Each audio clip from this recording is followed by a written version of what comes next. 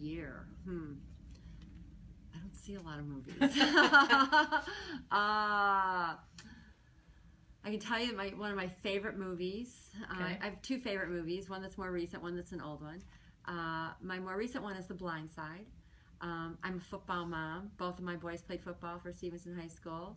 Love sports and love that movie. One of my longtime favorite movies is The Sound of Music. I spent a summer in high school at the University of Salzburg, traveled all throughout the areas where that was. I studied German in high school, one of my foreign language, and went to school over there as part of a foreign exchange thing, and just love that movie. So having been to a lot of the places over there, I honestly have not. I can't tell you the last time I was in a movie theater. I'm embarrassed to say. So it just has not worked in the schedule between running for state rep and this job. We'll give you a pass on that one.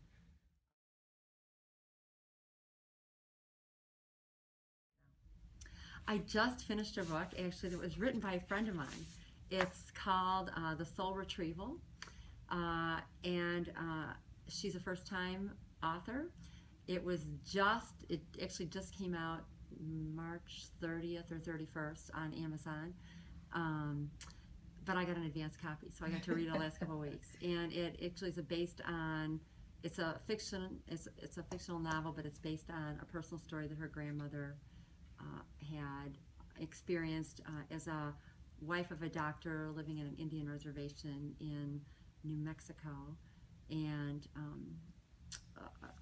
a death of the husband or of the doctor during that time. And so it was really interesting to read. It was really exciting for me to read it, because my friend wrote it, and she used to be public relations here in Chicago for many years, and then decided to publish this book.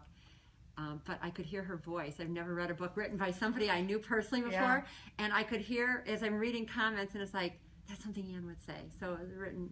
Her name's Ann Jarvie, is the author. Her first published book. So that was the book I just finished reading.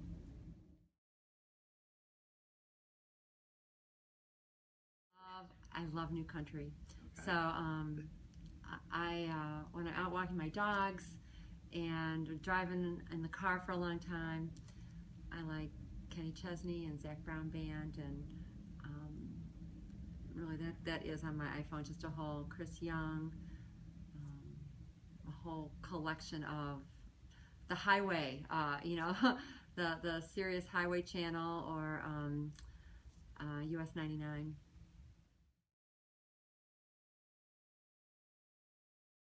Dogs. I have two labs, a yellow and a black. Maddie is my black lab. She's 8. Daisy is my yellow lab. She's 6. They're almost like people. They've been my kids' post-children. So, actually, I have a funny story with my kid. Several years ago, I was picking up my kids from school. It was when they were in high school, and I had the dogs in the back of the car. And I stopped to get milkshakes for my kids at McDonald's, and I bought some ice cream for the dogs. And my kids walk up and they see me, feeding the ice cream to the dogs. And Mom, you treat those dogs better than you treat us. And I said, well, when I call the dogs, they come.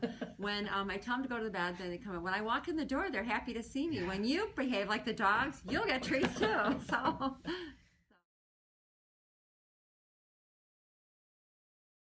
Cubs.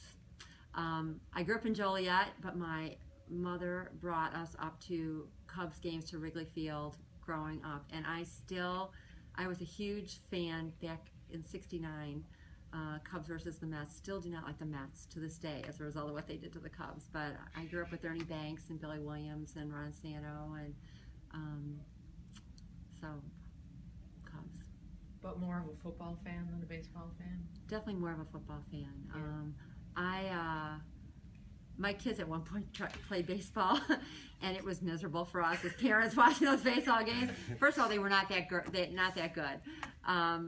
and the games would go on forever. Yeah. And so at that time, John and I made a rule. Actually, John really made the rule in our house that the only sports that they could play had to have a clock and had to have something where you could use your hands. So baseball ruled out because there was no clock. Those games would go on forever. And he didn't really like soccer, and so soccer was booted out because it wasn't really, except if you're the goalie, a game for the hands. So it forced my kids into football and basketball. We met at U of I in the basement of CAMS, believe it or not. And then both of our sons worked there. Although we met, this is a little bit of a twist, we met as alums. At one of our, I didn't meet him in college, but I had just left my job at Procter & Gamble and was moving back to Chicago. He had just passed the bar and was getting ready to start his job. And we were down there for homecoming at U of I. And he and one of his buddies crashed my sorority's party for their alums in the basement of CAMS. And that is where I met him.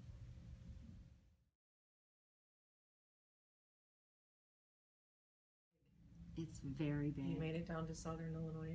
I'm going next week.